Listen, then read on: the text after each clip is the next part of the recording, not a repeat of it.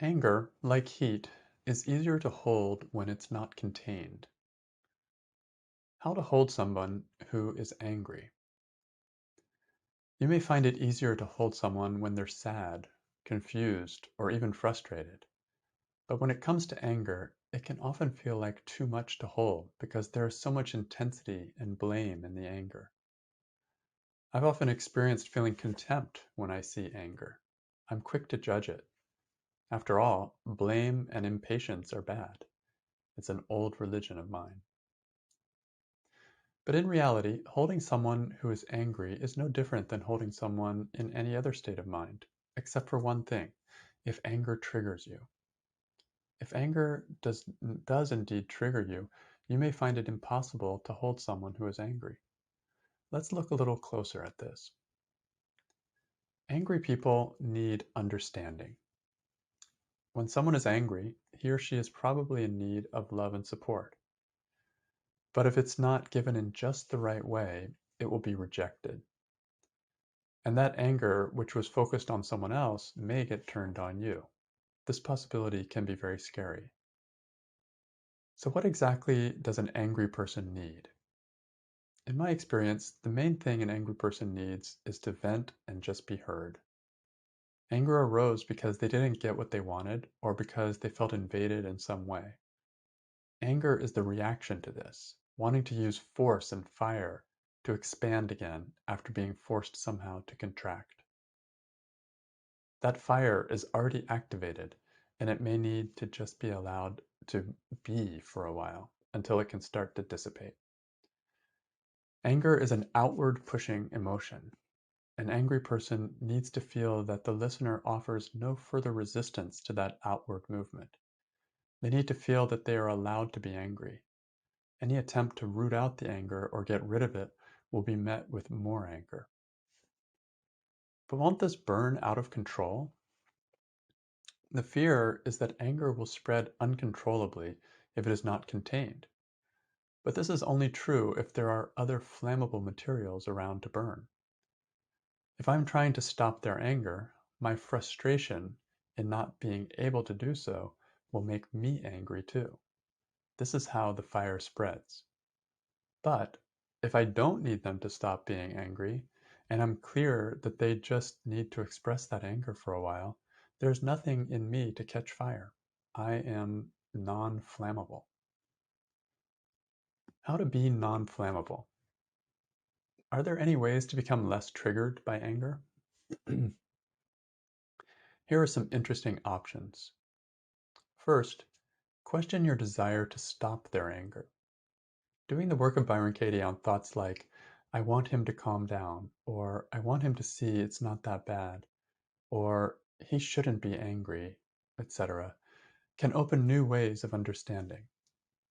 When I see how understandable it is that he is angry, then I can be truly there for him, and it doesn't mean I have to join him in his anger. Secondly, question your beliefs about anger. Using the work of Byron Katie, question any beliefs that you bring about anger. For example, anger is toxic, blaming is bad, anger is contagious, anger is never justified. If I listen to the anger, I have to agree with it. I will be sucked in. I can't validate his anger. You're not supposed to express anger. These fears and assumptions often change dramatically when they are questioned. And finally, question your own angry thoughts. If you are triggered by anger, write your angry thoughts about the angry person on a Judge Your Neighbor worksheet. This is your anger work.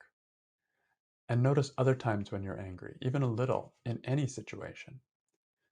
Doing the work on any situation that causes you anger will not only give you compassion for those who get angry, but it may also make you less triggered by anger in general. If it's too much, working on anger can be a process. If you are called to hold someone with their anger and it's too much for you, there is nothing wrong in simply stating that truth and giving them space without you there. This is the time to exit and do some work on the stressful thoughts coming up for you instead. Whose business is their anger? Another person's anger is not my business. I especially try to stay in my business around someone who is angry. They are going to be very sensitive to that. Sure, they could work through their anger quicker if they questioned their stressful thoughts about the situation. Doing the work would be great, but only if and when they decide to do it from their side. Suggesting that they do the work may also be taken as a desire to control or change them. The same goes with sharing any wisdom tips. Who would I be without any need to change their anger? I would be free, available, kind, patient, and understanding. These are all the qualities necessary to hold someone who is angry. Ready to write some worksheets? If you want to see what anger can teach you, your own anger or someone else's anger, join me for the Work 101, my in-depth online course for going deeply into self-inquiry. We go meditatively through several Judge Your Neighbor worksheets in the course, and anger is a favorite topic. Bring your situation, bring your situations, and let's explore together. And here's a quote from Byron Katie's book, Loving What Is. To take it a step further, can you really know that you feel hurt because Paul is angry? Is Paul's anger actually causing your hurt? Might it be possible for you, in another frame of mind, to stand there in the full blast of Paul's anger and not experience it personally at all? What if you could simply listen, calmly and lovingly receiving whatever he says? After inquiry, that was my experience.